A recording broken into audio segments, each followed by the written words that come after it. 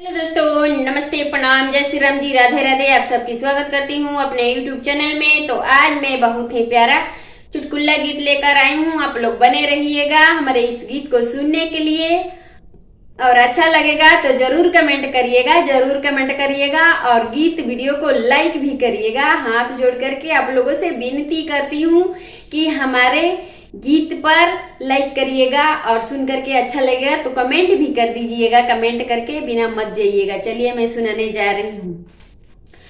भैया दिहले सन के अंगूठिया पहिनियो न पहलिए ना दो। भैया दिहले सन के अंगूठिया पहिनियो न पवलिए ना दो। यूपी में छिड़ल महाभारत की लड़ैया देखबो न कैलिए ना दो।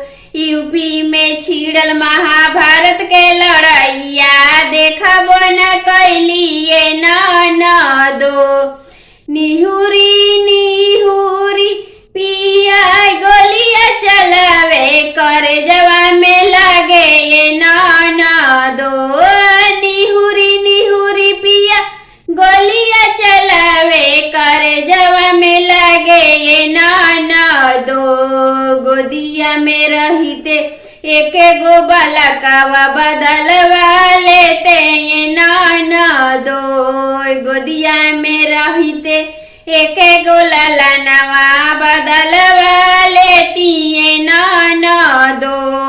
भैया दिहले सोन के अंगूठिया पहिनियो न पहलिए ना दो।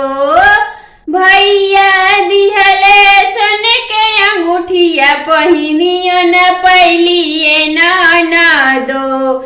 यूपी में छिड़ल महाभारत के लड़ैया देखबो न कैलिए ना